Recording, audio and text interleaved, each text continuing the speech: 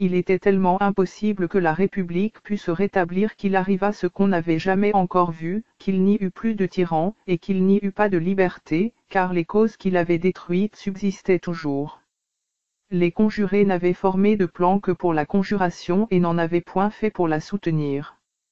Après l'action faite, ils se retirèrent au Capitole, le Sénat ne s'assembla pas, et, le lendemain, Lepidus, qui cherchait le trouble, se saisit, avec des gens armés, de la place romaine. Les soldats vétérans, qui craignaient qu'on ne leur retirât les dons immenses qu'il avait reçus, entrèrent dans Rome. Cela fit que le Sénat approuva tous les actes de César, et que, conciliant les extrêmes, il accorda une amnistie aux conjurés, ce qui produisit une fausse paix. César, avant sa mort, se préparant à son expédition contre les Parthes, avait nommé des magistrats pour plusieurs années, afin qu'il eût des gens à lui qui maintinssent, dans son absence, la tranquillité de son gouvernement. Ainsi, après sa mort, ceux de son parti se sentirent des ressources pour longtemps. Comme le Sénat avait approuvé tous les actes de César sans restriction, et que l'exécution en fut donnée au consul, Antoine, qu'il était, se saisit du livre des raisons de César, gagna son secrétaire, et y fit écrire tout ce qu'il voulut, de manière que le dictateur régnait plus impérieusement que pendant sa vie, car ce qu'il n'aurait jamais fait, Antoine le faisait, l'argent qu'il n'aurait jamais donné, Antoine le donnait, et tout homme qui avait de mauvaises intentions contre la République trouvait soudain une récompense dans les livres de César. Par un nouveau malheur, César avait amassé pour son expédition des sommes immenses, qu'il avait mises dans le temple. Antoine, avec son livre, en disposa à sa fantaisie. Les conjurés avaient d'abord résolu de jeter le corps de César dans le Tibre, ils n'y auraient trouvé nul obstacle, car, dans ces moments d'étonnement qui suivent une action inopinée, il est facile de faire tout ce qu'on peut oser. Cela ne fut point exécuté, et voici ce qui en arriva. Le Sénat se crut obligé de permettre qu'on fît les obsèques de César, et effectivement, dès qu'il ne l'avait pas déclaré tyran, il ne pouvait lui refuser la sépulture. Or c'était une coutume des Romains, si vantée par Polybe, de porter dans les funérailles les images des ancêtres et de faire ensuite l'oraison funèbre du défunt. Antoine, qui la fit, montra au peuple la robe ensanglantée de César, lui lut son testament, où il lui faisait de grandes largesses, et l'agita au point qu'il mit le feu aux maisons des conjurés.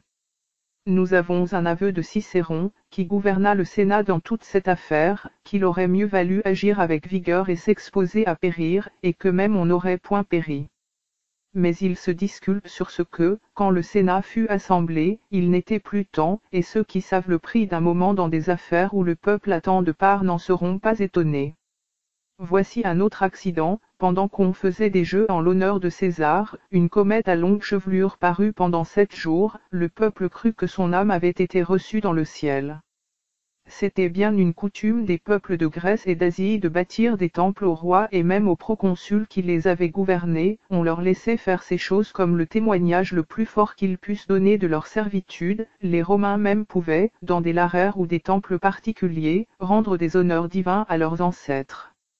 Mais je ne vois pas que, depuis Romulus jusqu'à César, aucun Romain ait été mis au nombre des divinités publiques.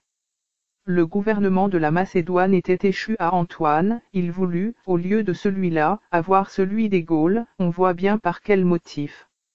Decimus Brutus, qui avait la Gaule cisalpine, ayant refusé de la lui remettre, il voulut l'enchasser. Cela produisit une guerre civile, dans laquelle le Sénat déclara Antoine ennemi de la patrie. Cicéron, pour perdre Antoine, son ennemi particulier, avait pris le mauvais parti de travailler à l'élévation d'Octave, et, au lieu de chercher à faire oublier au peuple César, il le lui avait remis devant les yeux.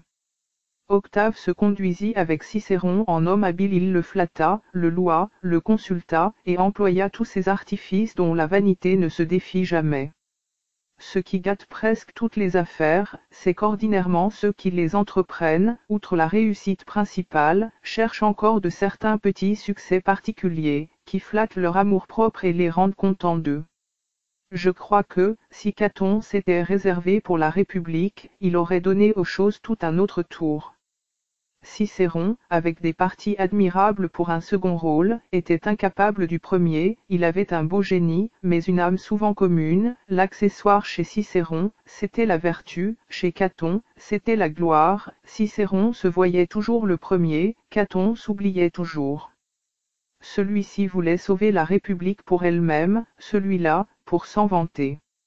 Je pourrais continuer le parallèle en disant que, quand Caton prévoyait, Cicéron craignait, que, là où Caton espérait, Cicéron se confiait, que le premier voyait toujours les choses de sang-froid, l'autre, au travers de 100 petites passions.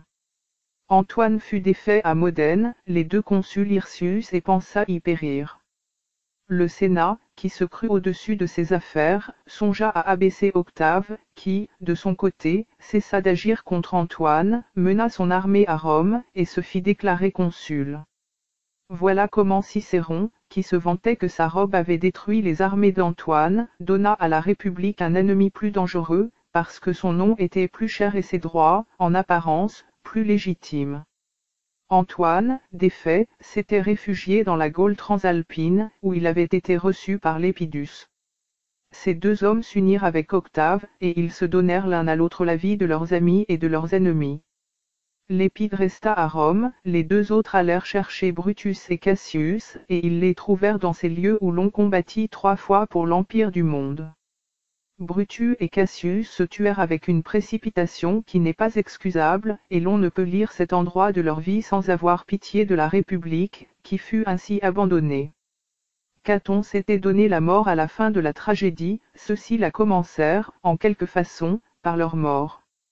On peut donner plusieurs causes de cette coutume si générale des Romains de se donner la mort, le progrès de la secte stoïque, qui y encourageait, l'établissement des triomphes et de l'esclavage, qui firent penser à plusieurs grands hommes qu'il ne fallait pas survivre à une défaite, l'avantage que les accusés avaient de se donner la mort plutôt que de subir un jugement par lequel leur mémoire devait être flétrie et leurs biens confisqués, une espèce de point d'honneur, peut-être plus raisonnable que celui qui nous porte aujourd'hui à égorger notre ami pour un geste ou une parole, enfin, une grande commodité pour l'héroïsme, chacun faisant finir la pièce qu'il jouait dans le monde, à l'endroit où il voulait.